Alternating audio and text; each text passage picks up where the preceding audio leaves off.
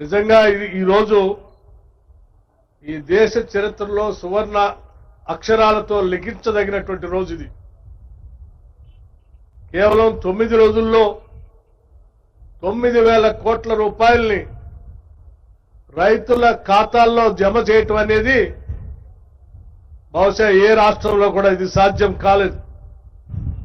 కేవలం తెలంగాణ రాష్ట్రంలో ఇందిరమ్మ రాజ్యం ప్రజాప్రభుత్వం రేవంత్ రెడ్డి గారు ముఖ్యమంత్రిగా ఈ కేబినెట్ మొత్తం సమిష్టిగా నిర్ణయం తీసుకొని ఈ రాష్ట్రంలో ఉన్నటువంటి రైతాంగ సోదరులందరికీ ఈ 9,000 కోట్ల రూపాయల్ని రైతు భరోసా పేరు మీద దాదాపు 70 లక్షల రైతులకి 9,000 కోట్ల రూపాయల్ని 9 రోజుల అకౌంట్లో వేసి సాక్షాత్తు మహానుభావుడు రాజీవ్ గాంధీ గారు ఆనాడు ప్రధానమంత్రిగా ఈ దేశాన్ని 21వ శతాబ్దంలోకి తీసుకొని వెళ్లాలని అనేక టెక్నాలజీ మిషన్స్ ఈ దేశంలో ప్రవేశపెట్టి ఈ దేశం కోసం అద్భుతమైనటువంటి కలలు కన్న మహానుభావుడు ఈ దేశం కోసం ప్రాణాల్ని త్యాగం చేసినటువంటి గొప్ప నాయకుడు రాజీవ్ గాంధీ గారి పాదాల సాక్షిగా ఈ రాష్ట్రంలో ఉన్నటువంటి రైతాంగ సోదరులు అందరికి కూడా ఈరోజు 9,000 కోట్లు వేస్తున్నందుకు రాష్ట్ర ప్రభుత్వం తరఫున అందరి తరఫున నేను సంతోషిస్తా ఉన్నాను, గర్విస్తా ఉన్నాను కూడా. స్నేహితులరా, సరే వ్యవసాయం అంటేనే కాంగ్రెస్ అంటేనే వ్యవసాయం. వ్యవసాయం కోసం రైతుల కోసం ఈ దేశంలో బహుళార్థక సాధక ప్రాజెక్టులు కట్టించిందే కాంగ్రెస్. రైతుల కోసం వ్యవసాయం చేసుకోవడానికి పంప్ సెట్లకి ఉచిత కరెంట్ ఇచ్చిందే కాంగ్రెస్. రైతుల కోసం వ్యవసాయం కోసం మద్దతు ధరని ఈ దేశంలో తీసుకొచ్చిందే కాంగ్రెస్.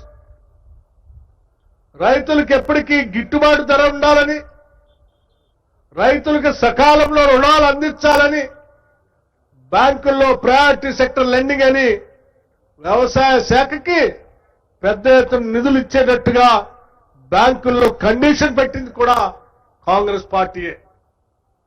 ఈ దేశంలో గ్రీన్ రివల్యూషన్ తీసుకొచ్చింది కూడా కాంగ్రెస్ పార్టీయే.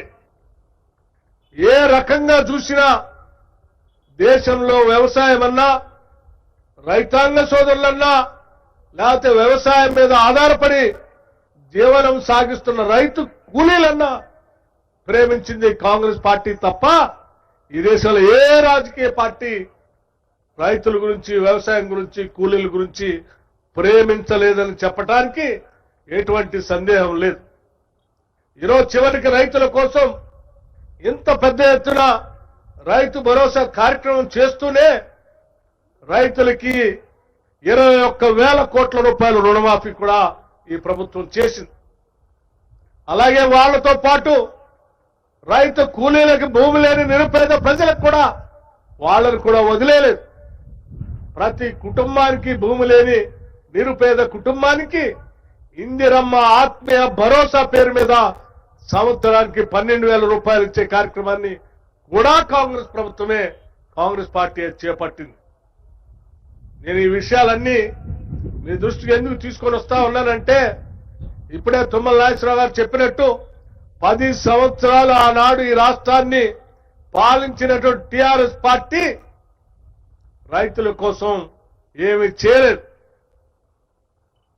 రైతుల కోసం ఆనాటి ప్రభుత్వాలు చేసే అన్నింటినీ బంద్ చేసి, వడ్డీ లేని రుణాలు బంద్ చేసింది, పావుల వడ్డీకి ఇచ్చే రుణాలు బంద్ చేసింది, స్ప్రింక్లర్స్ బంద్ చేసింది, డ్రిప్ ఇరిగేషన్ బంద్ చేసింది, మద్దతు ధర కానీ, బోనస్ కానీ, లేకపోతే క్రాప్ డ్యామేజ్ అయితే ఆ డ్యామేజ్ సంబంధించిన పంట నష్టపరిహారం కానీ వీటన్నిటినీ బంద్ చేసి కేవలం రైతు బంద్ అని చెప్పి ఏదో అరకొరగా కొద్దిగా డబ్బులు వేసి నేను రైతు పక్షపాతం చెప్పుకునే కార్యక్రమం చేశారు తప్ప, కాంగ్రెస్ పార్టీ లాగా రైతు భరోసా ఇస్తూనే రైతులకు ఇన్సూరెన్స్ చేస్తూ, రైతుల కోసం స్ప్రింక్లర్స్ ఇస్తూ, రైతుల కోసం డ్రిప్ ఇరిగేషన్ ఇస్తూ, రైతులకి బ్యాంకు రుణాలు ఇప్పిస్తూ, రైతులకి పంట నష్టపరిహారం ఇస్తూ రైతుల కోసం కావాల్సిన అన్ని చేస్తూ ముందుకు పోయేటువంటి ప్రభుత్వం లాగా ఆనాడు వాళ్ళు పని చేయలేదు, చేయలేరు కూడా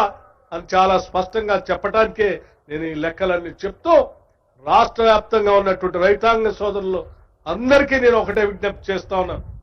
ఆనాడు 16వ తారీఖు నాడు అగ్రికల్చర్ యూనివర్సిటీలో ముఖ్యమంత్రిగా ఆనాడు ప్రకటన చేశారు.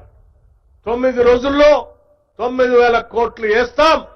24వ తారీఖు నాడు పెద్ద ఎత్తున పండగ జరుపుతాం రాష్ట్ర వ్యాప్తంగాని ఏ మాట అయితే చెప్పారో ఆ మాట ప్రకారం ఈరోజు 4 గంటలకే రాష్ట్ర వ్యాప్తంగా ఉన్న రైతాంగ సోదరులందరికీ 9,000 కోట్ల రూపాయలు పూర్తి చేసి ఈ రోజు ఇక్కడ మీ అందరి సమక్షంలో పండుగ చేస్తా ఉన్నాం.